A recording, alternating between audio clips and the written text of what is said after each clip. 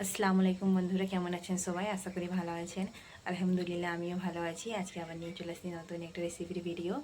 আজকে বানাচ্ছি আমি ঘুগনি আর পরোটা। আপনারা প্লিজ আমার পুরো ভিডিওটা দেখতে থাকুন। ঘুগনির জন্য আমি সব জোগাড় করে নিচ্ছি। এখানে আলুটা কুচিয়ে নিব, ময়দা নিয়ে নিচ্ছি, তাতে একটু নুন দিয়ে দিচ্ছি, তারপরে এতে চিনি দিয়ে দিব এতগুলো, তারপরে এতে তেল দিয়ে দিব।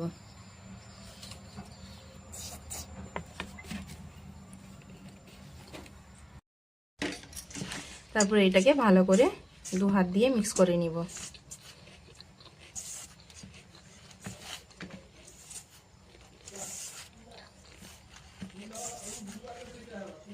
এরকমভাবে মিক্স করলে একটু তেল, নুন, চিনি দিয়ে পরোটাটা খুব সুন্দর হবে।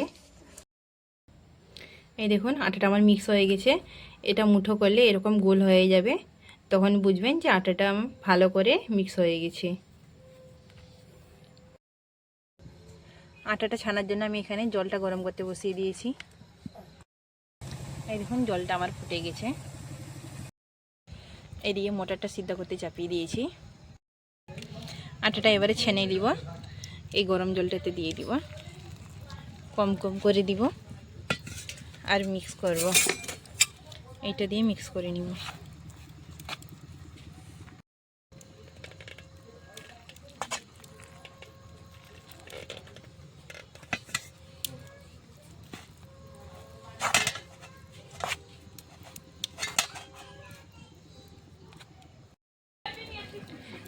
জল দিয়ে মিক্স করে নিচ্ছি, তারপরে হাত দিয়ে এটাকে ভালো করে ছেনে নিব আটাটাকে।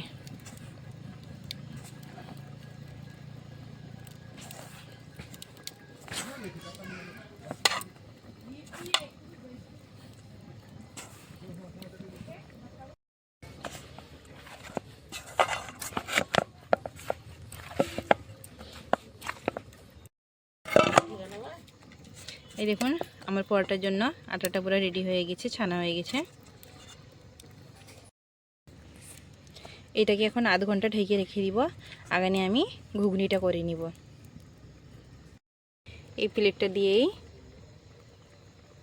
ঢেকে রেখে দিব। মটরটা আমার সিদ্ধ হয়ে চলে আসছে, ওর মধ্যে এই আলুগুলোও দিয়ে দিব। মটর সিদ্ধ হতে আমার আলুটাও সিদ্ধ হয়ে যাবে। আধ ঘন্টা পরে এটাকে খুলে এটা এবারে লেচি কেটে নিব।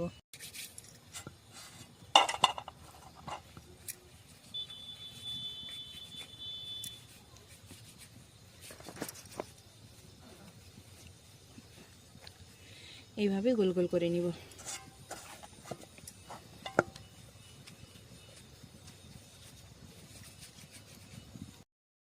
এই গোলাগুলো করতেছি, দেখুন হাতে একটু ময়দাও নিয়ে কি সুন্দর হয়েছে আমার আটা ছানাটা। আপনারাও এরকমভাবে আটাটা ছানবেন, রুটি দেখবেন খুব সুন্দর হবে।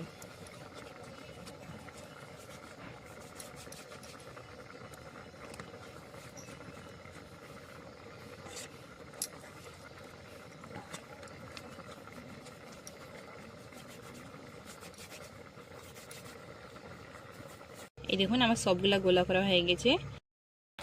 আমার আলু আর মটরটা ভালো করে সিদ্ধ হয়ে গেছে। এবারে এটাকে ছেঁকে নিব।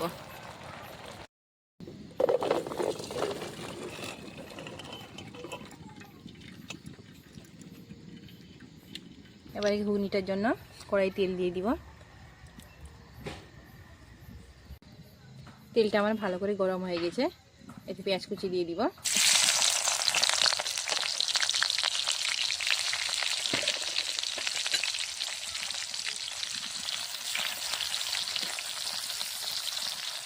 একটু দিয়ে দিব একটু তেজপাতা, একটু শুকনো লঙ্কা।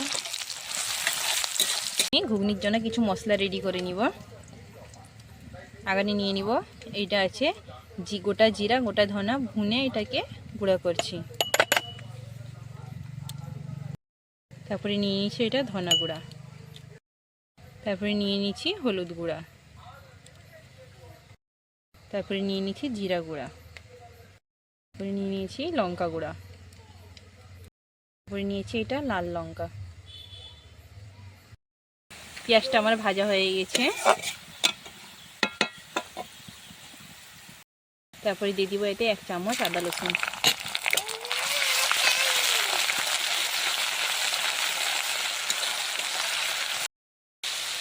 তারপরে দিয়ে দিব এতে টমেটো কুচি। টমেটোটাকে একটু রান্না করে নিব এতে।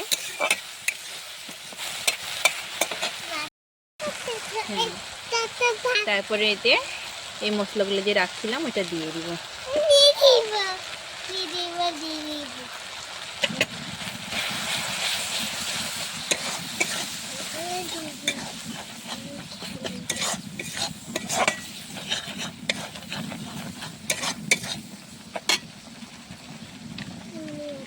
এর মধ্যে একটু জল দিব যেন মশলাটা জলে না যায়।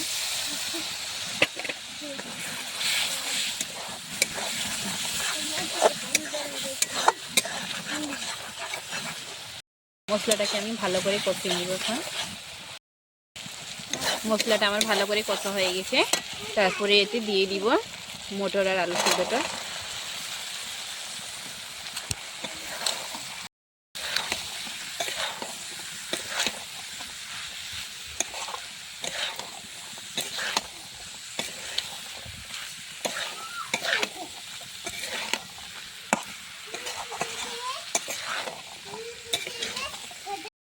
এটাকে এরকম ভাবে ভালো করে কষে নিব।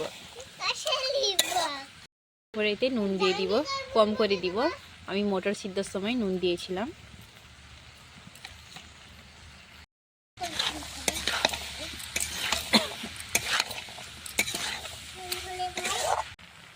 ঘুগনিটা আমার কষা হয়ে গেছে। এবারে এই ডাল ঘাঁটাটা দিয়ে এটাকে একটু ছেনে নিব এরকম ভাবে। তখন ঘুগনিটা একটু গাঢ় গাঢ় হয়ে যাবে, খেতে ভালো লাগবে।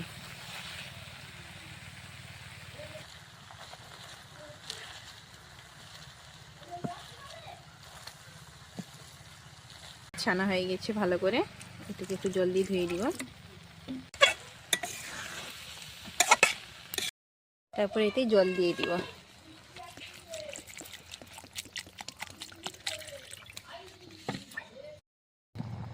তারপরে উপর থেকে একটু গরম মশলা দিয়ে দিব।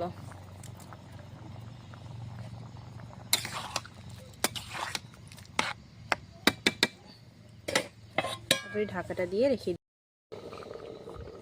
এবারে 5 মিনিট করে ঢাকাটা খুলে দেখিয়ে দেব। ফুটতিছে আমার। তারপরে উপর থেকে ধনে পাতা কুচি দিয়ে দিব।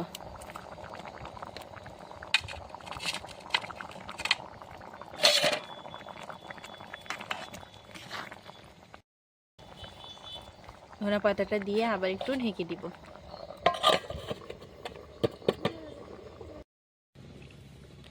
তারপরে এইদিকে আমি রুটিটা বেলে নিব।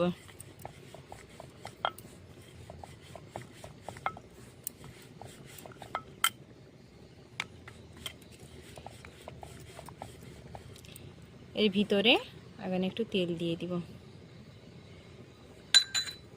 তেলটাকে এরকম করে মাখিয়ে মুড়ে নিব এরকম করে।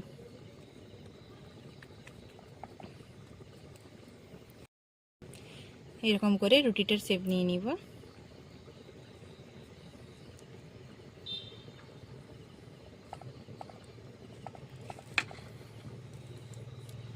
এই দেখুন সবগুলো আগানে আমি এরকম করে নিয়ে নিব।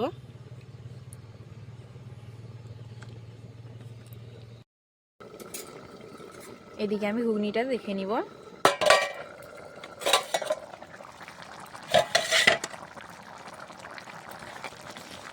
ঘুগনিটা আমার হয়ে গেছে রেডি, পুরো নামিয়ে নিব। এদিকে রুটির জন্য তাওয়াটা চাপিয়ে দিয়েছি।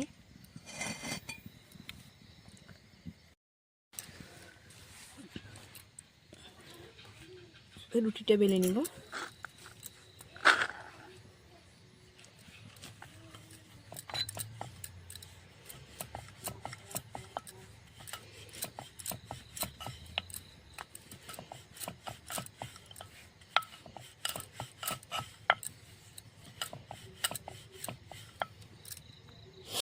এই দেখুন রুটিটা আমার বেলা হয়ে গেছে, চারকোনা হিসাবে বেলেছি। তাওয়াটা আমার গরম হয়ে গেছে, এবারে রুটিটা দিয়ে দিব।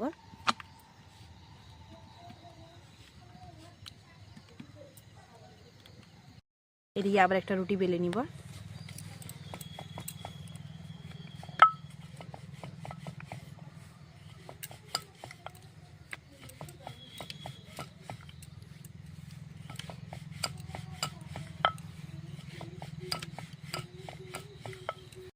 তারপরে এতে তেল দিয়ে দিব।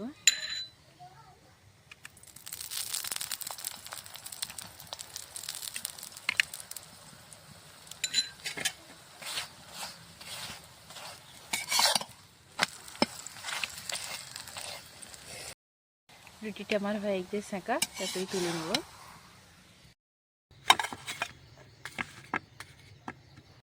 আবার একটা রুটি দিয়ে দিব।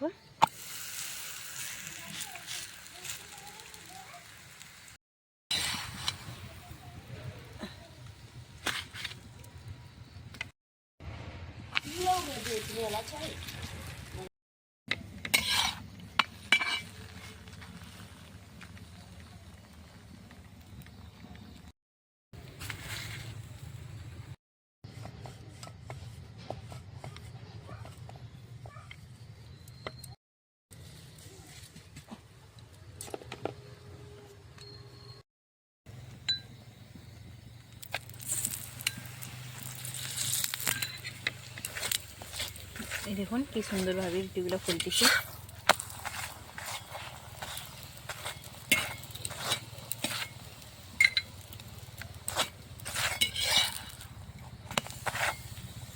সব রুটিগুলো হয়ে গেছে, এটা শেষ।